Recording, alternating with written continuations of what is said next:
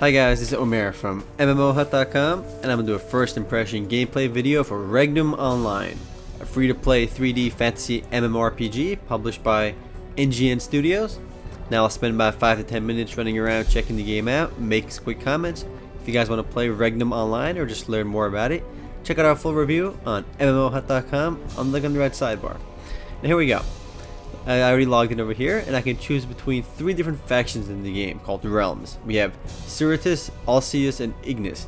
And from the looks of it, Ignis looks pretty evil because they're all dark and snake-like. Alceus look like humans, and Ciritus are elves because they're green. And I'm gonna go with an elf for now. Let's go with Ciritus or whatever it's called. Alright, the oldest elves in the game. I was right. Let's click confirm. And you can only choose 1 realm per account, so keep that in mind. Alright, I have a character over here. Well, I don't have a character, I have to make one. I can make an Alturian, half-elf, or wood elf. I guess there's a half-elf and a wood elf. Wood elves are 100% elf, half-elves are 50% elf. So I think I'm going to go with humans, because they can pick all 3 classes. And I like playing human in general. Now, male and female, of course. And we have 3 playable classes. Archer, Mage, and Warrior. No matter which of the 3 factions you pick, you'll have the same 3 classes. It would have been nice if they were a little bit different, but they're not. Let's go with Alturian Mage this time. And let's see our customization options.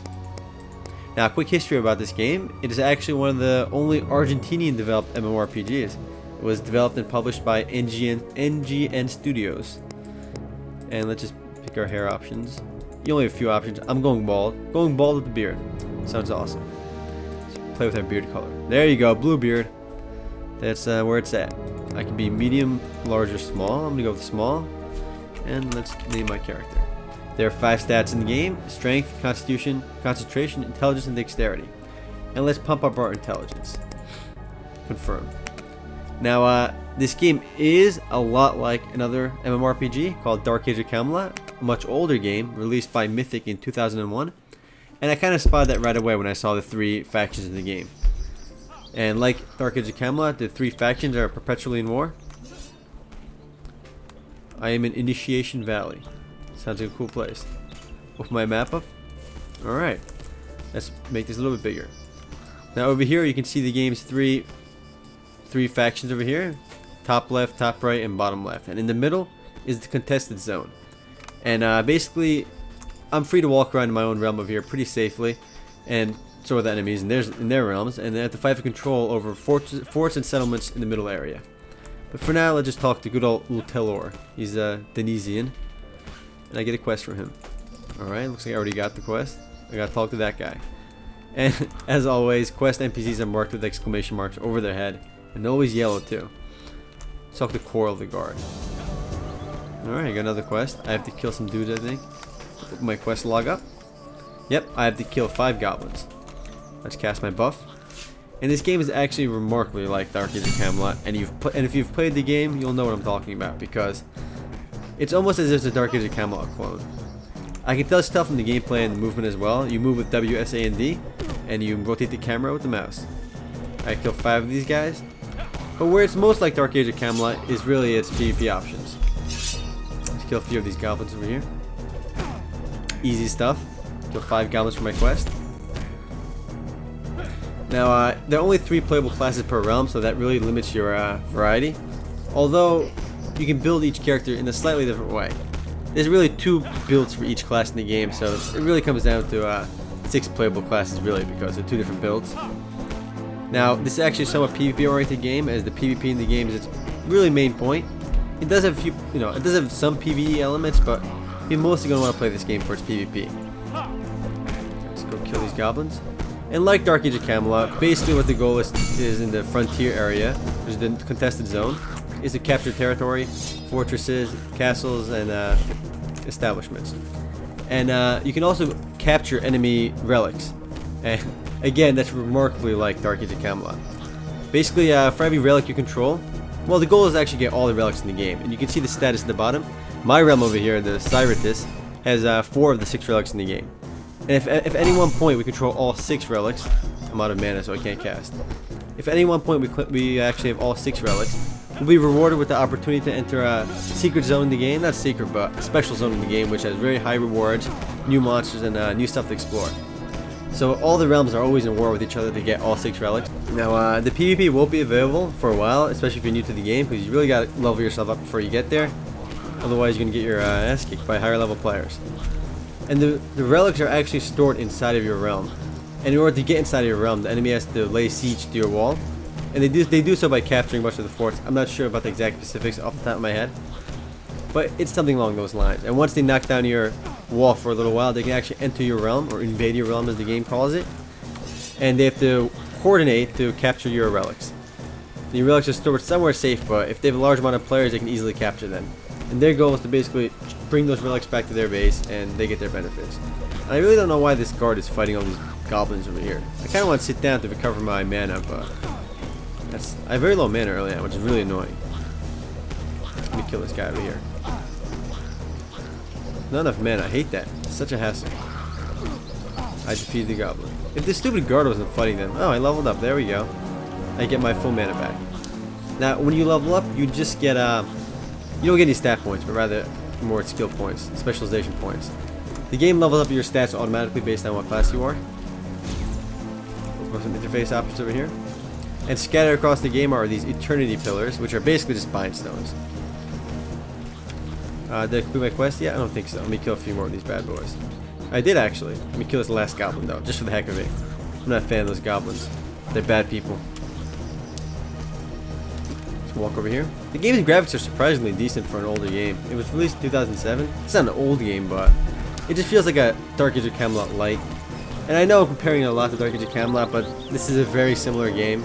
It's almost as if the developers, not almost as if, this is what the developers did. They just copied Dark Age of Camelot and made it free to play. But one big downside is that it doesn't have nearly as much content as Dark Age of Camelot, because the game's world isn't too big at all. And I'm in my tutorial island down over here. All the realms have their own tutorial areas back around here. And the game world is really tiny compared to all the expansions that Dark Age of Camelot has enjoyed.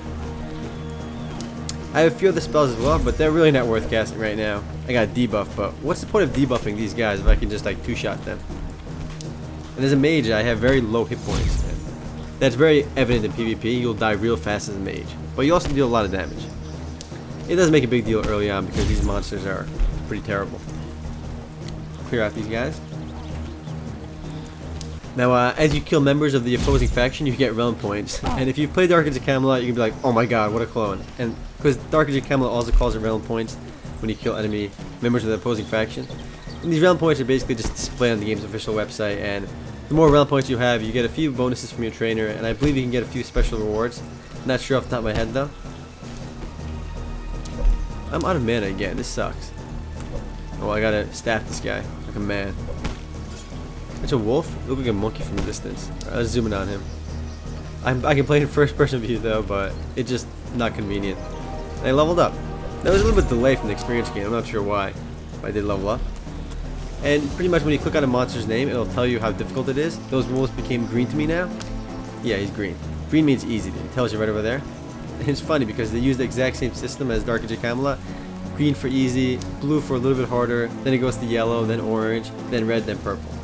And you want to stay away from red and purple monsters if you're playing solo. Let's kill this last stalker wolf. Because I don't want to stalk me after I leave. Alright. I guess that's in the Elvish language over there, I don't know. And these tooltips just tell you how to play the game.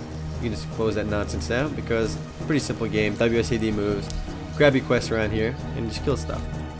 One small con though is your quest log over here can only hold 5 quests at a time. I don't know why it does that. There are too many quests in the game, but you can usually get more than 5 at a time once you go into the mainland. Talk to our trainer. Awesome, I can train right now. There's 4 of these skill trees over here. I'm going to put points into mental. And let's just go with, not enchantment, mana control. Awesome. And I am out of stuff. As I put points into stuff, I'll have access to more skills. Let's go do our quests. Accept. 50 XP. It's pretty lame, but it's worth it. I guess I can't get these quests with the gray exclamation marks. Yeah, I'm not that cool. Gotta level up a little bit. One big downside about this game, at least I think, aside from its limited content, is that it only lets you play for 4 hours a day, really. Because after you play for 4 hours and grind for 4 hours, the game penalizes your experience and drops it down to 60%. And if you play for 6 hours, it brings that down to something like 20%. And I don't know about you guys, but when I'm going all out with an MMO, I like to play all day sometimes. So, you know, that's kind of like the fatigue system in a lot, because it rewards you for playing a little bit each day. Now, one other major con, almost like a game ruiner for me, is that you cannot jump in this game. I don't know why. When you click spacebar, nothing happens. And I found while I was playing, I was going from point A to point B, I always used to click spacebar to try jumping in vain, but it didn't work. There's no jumping, guys, I'm sorry. And the guilds in the game are called clans, and I love how every game has their own name for them. Usually clan and guild are the most popular, but EVE Online comes out of nowhere and calls them corporations. I guess that kind of fits the space theme for EVE, though. Again, though, the main focus of this game is going to be his epic realm versus realm battles in the center. And back in 2007, this was really one of the only big realm versus realm free-to-play MMOs, but slowly that's dying out because a lot of new, greater, better-looking games like Ica are coming out that have, you know, epic 500 versus 500, 1000 versus 1000 PvP options. I am running out of time now, though, guys. If you guys want to play Regnum Online or just learn more about it, check out our full review on MMOHut.com.